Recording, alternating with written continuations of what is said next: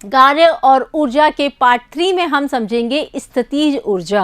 पिछले वीडियो में हमने देखा था कि ऊर्जा के बहुत सारे रूप हैं, उनमें से एक रूप गतिज ऊर्जा को तो हमने समझ लिया था कि गतिज ऊर्जा किसे कहते हैं। गति के कारण जो ऊर्जा पैदा होती है उसे गतिज ऊर्जा कहते हैं। इस पार्ट में हम पढ़ने वाले हैं स्थितिज ऊर्जा, पोटेंशियल एनर्जी, किसमें कितना पोटेंशियल है, किसमें कितनी कार्य करने की क्षमता है, वो पोटेंशियल कहलाता है।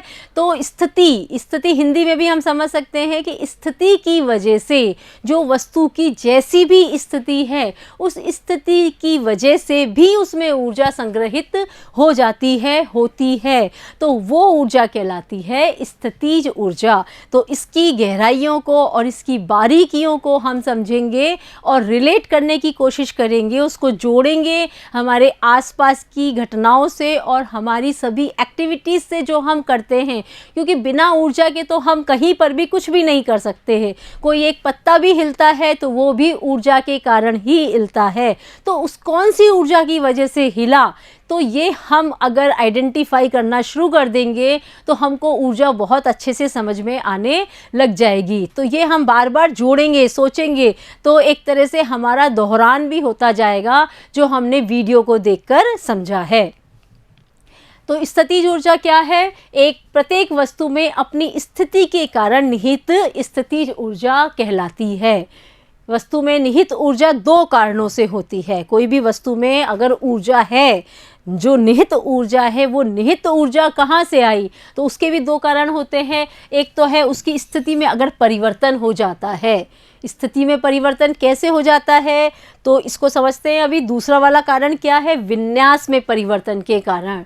तो ये दोनों चीज़ों को हम उदाहरण के साथ समझेंगे तो क्लियर समझ में आ जाएगा। पहला है स्थिति में परिवर्तन के कारण। तो स्थिति में परिवर्तन के कारण देखो, किसी बिल्डिंग की छत पर रखी हुई ईंट, किसी बिल्डिंग की छत पे, यानी कि एक ईंट है उस ज़मीन पे रखी हुई है, उसको उठाकर हम ऊपर लेके जा रहे हैं। अब वो ज़मीन से 10 फीट या 15 फीट की ऊंचाई पे पहुंच जाती है। तो जो उसने ये सफ़र तय किया है, नीचे से ऊपर तक जाने का जो सफ़र तय किया है, तो इस सफ़र के दौरान इसमें ऊर्जा संग्रहित हो गई। क्यों? क्योंकि वो गुरुत्वीय बल के विरुद्ध जा रही है।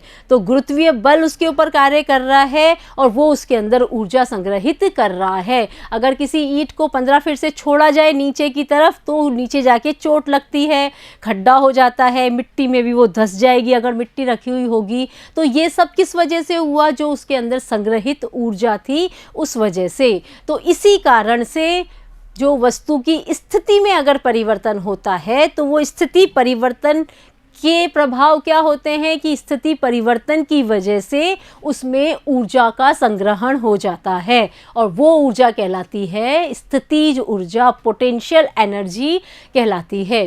दूसरा उदाहरण है भवन की छत के ऊपर रखी हुई टंकी के जल में। अगर उस टंकी के पानी को छोड़ा जाए, बिना किसी दबाव के, बिना किसी प्रेशर के उसको छोड़ा जाए, तो वो प्रेशर वो नीचे ज़मीन पर जाने के बाद वापस से ऊपर चढ़ना शुरू कर देता है। क्यों? क्योंकि उसके अंदर इतनी ऊर्जा संग्रहित है कि वो नीचे आते समय खर्च होती है और वो ऊर्जा उसको वापस से ऊपर भी कुछ दूरी तक ले जा पाती है। तो ये हो गया वस्तु की स्थिति के कारण अगर परिवर्तन हो रहा है, वस्तु की स्थिति में परिवर्तन हो रहा है तो ऊर्जा उसमें संग्रहित हो रही है। दूसरा है विन्यास में परिवर्तन के कारण।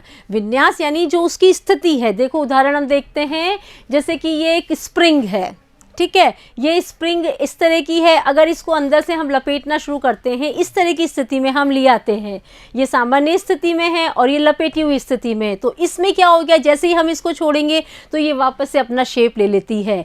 तो ये वाला शेप वापस से शेप में कैसे आया, कहाँ से आई वो ऊर्जा? ये इसकी स्थिति में परिवर्तन के कारण वो ऊर्जा इसमें संग्रहित हुई। एक और उदाहरण है चाबी वाला खिलौना। चाबी वाले खिलौने को हमने देखा है, छोटे छोटे बच्चों को खिलाया भी है और अपने बचपन का अगर हमें याद है तो भी हम कह सकते हैं कि जब उसके अंदर चाबी भरते हैं तो इसका मतलब उसके अंदर ऊर्जा भरी जा रही है और वो ऊर्जा उसमें भरी गई है। ये हमको कैसे दिखाई देता है, जैसे ही हम उसको छोड़ते हैं तो वो जो भी खिलौना होता है वो आगे की तरफ गति करने लग जाता है। इसका मतलब हमने चाबी को कसा तो उसके विन्यास में परिवर्तन किया और वो विन्यास में परिवर्तन कारण बना ऊर्जा के संग्रहण का। कौन सी ऊर्जा के? स्थितिज ऊर्जा के संग्रहण का कारण बना और वो ऊर्जा है जो कि उसको आगे की तरफ ले जाती है। गुलेल की तनी हुई डोरी, गुलेल को हमने देखा है इसमें बंदरों के ऊपर मारते हुए या पक्षियों के ऊपर मारते हुए। लोग इसका इस्तेमाल पहले बहुत ज़्यादा किया करते थे। खेतों में इसका इस्तेमाल होता है जब फसलों के ऊपर चिड़िया विड़िया बैठ जाती है तो उनको उड़ाने के लिए। तो इस गुलेल को जब कसते हैं तो जब कसने के लिए इसको पीछे लेके जाते हैं तो ये उसका विन्यास परिवर्तन हुआ। गुलेल को कसना मतलब उसको पीछे ले जाना, उसको तानना। तो उस तानने की वजह से उसमें क्या आ गई? स्थितिज ऊर्जा आ गई। और उसके ऊपर, गुलेल के ऊपर इस हिस्से में जब पत्थर को रखते हैं, किसी छोटे से पत्थर के टुकड़े को रखते हैं तो वो सारी की सारी स्थितिज ऊर्जा वो पत्थर में आ जाती है और वो पत्थर दूर जाके गिरता है, वो उसको गति दे देता है। स्थितिज ऊर्जा क्या करती है? उस पत्थर को गति प्रदान करती है और वो पत्थर दूर जाके जो भी कार्य के लिए हमने छोड़ा होता है उस कार्य को संपन्न करता है। तो इस तरह से उनकी स्थिति के, उनके विन्यास में परिवर्तन के कारण भी ऊर्जा का संग्रहण होता है। तो गुलेल की तनी हुई डोरी, इस तरह से धनुष बाण की तनी हुई डोरी, तीर दूर जाके गिरता है तो धनुष को खींचते हैं ना पीछे की तरफ। वो खींचते क्यों हैं? उसमें ऊर्जा का संग्रहण करने के लिए। तो ये हम अब रिलेट कर सकते हैं, जो हमारे घर पे या बच्चे खेलते समय भी धनुष की डोरी को खींचते हैं या बैट को पीछे ले जाते हैं मारने के लिए, क्रिकेट की गेंद को मारने के लिए ले जाते हैं। तो ये अब हमको समझ में आता है कि अगर ज़ोर से मारना होता है तो उसको ज़्यादा पीछे लेके जाना होता है। तो इस तरह से ये ऊर्जा का संग्रहण करते हैं। कुछ पॉइंट्स है देखो इससे रिलेटेड। किसी वस्तु में तब भी ऊर्जा हो सकती है जब वह गति में नहीं है। जब वस्तु की गति में नहीं है तब भी हम ये मान सकते हैं, जैसे कि ईंट को ऊपर ले जाके रख दिया तो वो गति नहीं कर रही है, इस समय वो गति में नहीं है, लेकिन उसमें ऊर्जा का संग्रहण है, ये होता है। यह ऊर्जा स्थितिज ऊर्जा कहलाती है। मतलब गति नहीं है लेकिन उसमें ऊर्जा है, तो वो स्थिति के कारण ऊर्जा है, तो वो स्थितिज ऊर्जा कहलाती है। किसी वस्तु की स्थितिज ऊर्जा और गतिज ऊर्जाओं का योग उसकी यांत्रिक ऊर्जा कहलाता है, मैकेनिकल एनर्जी कहलाती है। किसी वस्तु की मैकेनिकल एनर्जी क्या हो गई? उसमें जितनी स्थिति की वजह से ऊर्जा है और गति की वजह से ऊर्जा है, उन दोनों का योग कहलाता है यांत्रिक ऊर्जा, मैकेनिकल एनर्जी कहलाती है। जैसे कि उड़ता हुआ पक्षी, उसके अंदर दोनों तरह की ऊर्जाओं का संग्रहण मिलेगा।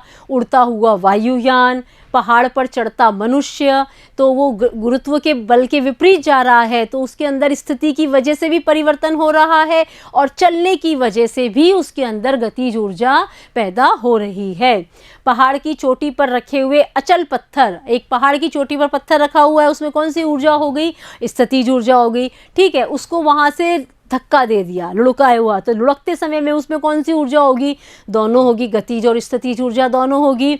और जब वो ज़मीन पर पहुंच जाएगा तो उसके अंदर सिर्फ कौन सी ऊर्जा होगी? गतिज ऊर्जा होगी, क्योंकि वो गुरुत्व बल के बिल्कुल सतह के, पृथ्वी के करीब आ गया है। तो उस समय उसमें स्थिति की वजह से कोई ऊर्जा नहीं होगी, उसमें जो भी ऊर्जा होगी वो जो ऊपर से लुढ़क कर आया है इसकी वजह से उसमें ऊर्जा होगी गतिज ऊर्जा।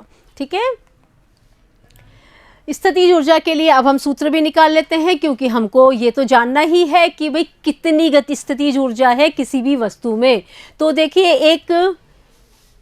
ये एक टुकड़ा है, ये m द्रव्यमान का, ठीक है, और इसके ऊपर ये पृथ्वी की सतह पे रखा हुआ है, इसलिए पृथ्वी का गुरुत्व बल इसके ऊपर लग रहा है जो कि है mg, W बराबर mg। तो ये इसका भार हो गया।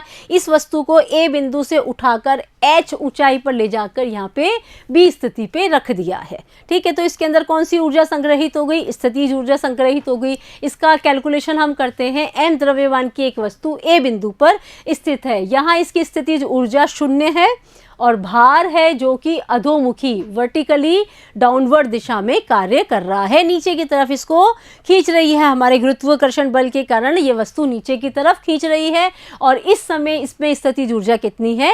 0। अब इसको, वस्तु को पृथ्वी की सतह से उठाकर B बिंदु तक लाने में लाने के लिए इसे गुरुत्व बल के प्रतिकूल ऊपर की ओर कार्य करना पड़ रहा है। अतः किया गया कार्य कितना हो गया, W बराबर F गुणा H, बल गुणा दूरी। तो यहाँ पे हम लिख देंगे FH, F का मान क्या है ये हमने लिखा है यहाँ पे, गुरुत्व बल का मान हम जानते हैं mg, तो ये हो गया mgh, W बराबर mgh।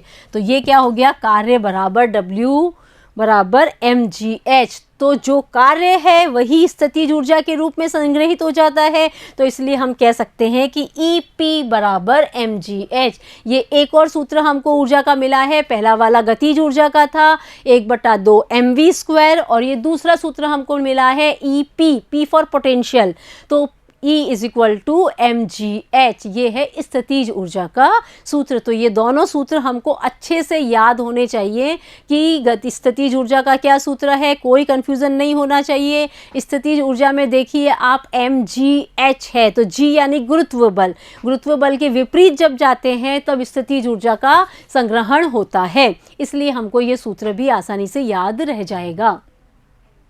उदाहरण जो हमको किताब में दे रखे हैं वो समझ लेते हैं। 10 किलोग्राम द्रव्यमान की एक वस्तु को धरती से 6 मीटर की ऊंचाई तक उठाया गया।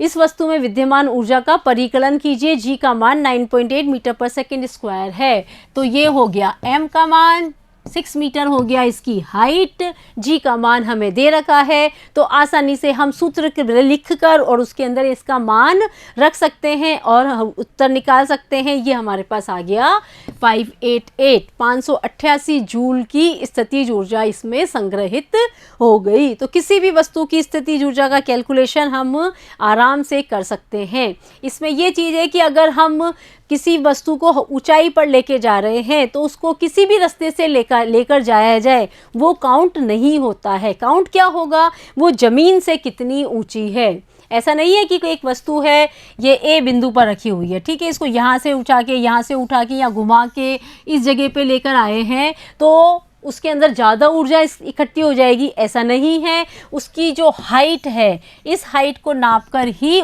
ये हाइट ही नापी जाएगी कि वो ज़मीन से कितनी ऊंचाई पर स्थित है, ठीक है। तो वस्तु को कितना घुमा के ऊंचाई पे पहुंचाया गया है ये मायने नहीं रखता है। अगला उदाहरण है 12 किलोग्राम द्रव्यमान की एक वस्तु धरती से एक निश्चित ऊंचाई पर स्थित है। यदि वस्तु की स्थितिज ऊर्जा 480 जूल है तो वस्तु की धरती के सापेक्ष ऊंचाई ज्ञात कीजिए। दिया है G का मान 10 मीटर पर सेकंड स्क्वायर, ठीक है। तो हमको निकालना है M दे रखा है और E दे रखा है, हमको ज्ञात करना है H का मान दे रखा है, G भी हमें दे रखा है। तो बहुत आसान है, सूत्र लिखिए और उसमें उसका मान रखिए। यहाँ पे तो बहुत ही आसान सवाल है, ऊर्जा के सांख्यिक प्रश्न। तो पहले हम लिख देंगे कि हमको प्रश्न में क्या दे रखा है वो हमने लिख लिया और ये सूत्र लिख लिया स्थितिज ऊर्जा का, उसमें हमने मान रख दिया तो हमको हाइट मिल गई 4 मीटर की ऊंचाई पर वस्तु स्थित है। तो इस तरह से हमने ये ऊर्जा के दोनों रूप को समझा। पिछले वीडियो में हमने गतिज ऊर्जा को समझा और इसमें हमने स्थितिज ऊर्जा को समझा। दोनों के अलग अलग फॉर्मूले हैं, वो दोनों फॉर्मूले हमको याद होने चाहिए। अब हमको देखना है, अगले वीडियो में हम देखेंगे कि ये ऊर्जा के रूप जो भी हमने 7-8 रूप हमने पढ़े थे, तो क्या ये रूप आपस में परिवर्तित होते हैं, और अगर परिवर्तित होते हैं तो कौन सा रूप किस रूप में परिवर्तन होता है। तो अगले वीडियो में हम देखेंगे ऊर्जा रूपांतरण, ठीक है। Thank you.